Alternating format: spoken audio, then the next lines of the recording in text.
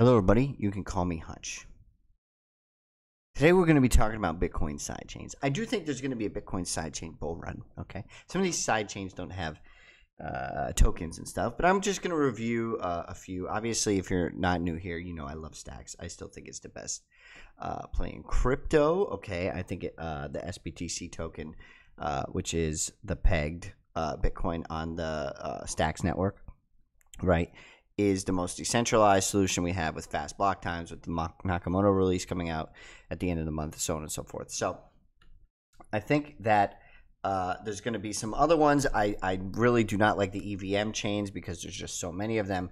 There's no way for me to differentiate any of those. So I'm just going to be talking about a few. Anyway, let's start talking about it. So if you don't follow this guy, go Bob Botterly. He's talking about BRC 100s, BRC 20s here, state machines, right? So he's basically doing an overview of the runes state machines, which is a way to get smart contracts with runes, you know, staking, burning, liquidity, you know, swaps, all of that stuff. So I don't know how that's going to go out. I don't know how the meta protocol runes is going to turn out. But to me, it's not a bad idea to get exposure to this because it's not really an L2. This is on the L1 native chain, but you can get exposure to the token, right? It's at a $2 million market cap. To me, it makes sense just to have this just in case, just because it's only a $2 million market cap.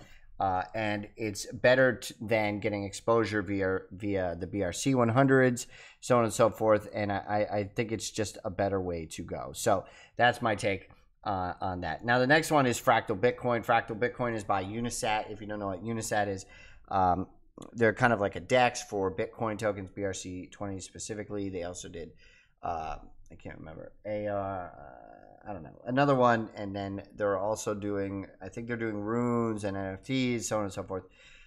So this is an L2 or a side chain. He also describes this, right? It helps scale Bitcoin into multiple side chains, drive chains, spider chains, thesis for scaling Bitcoin.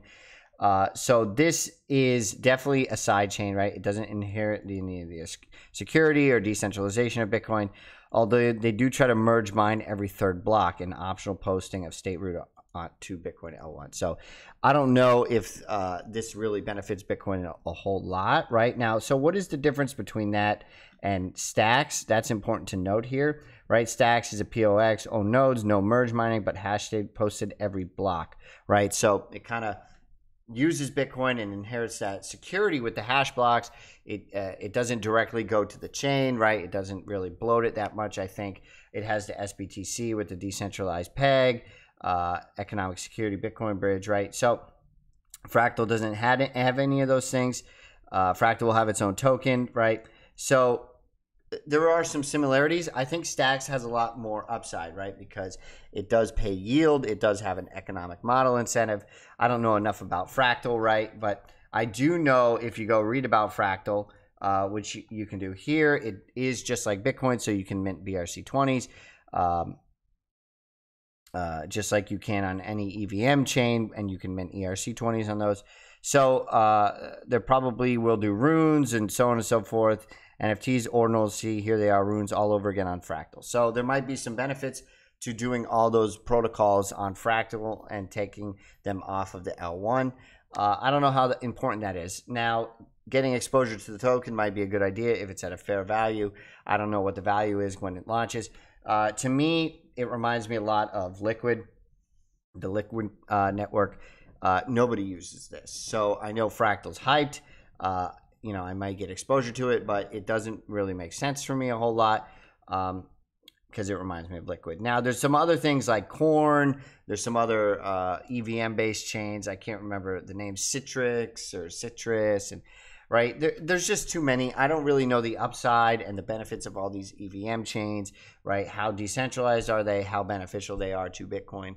I'm not really sure. But my take is Fractal probably has the best chance at this point, along with Rune State's machines, which is not really an L2. It's kind of like on the L1, but it does bring smart contract functionality like these L2s.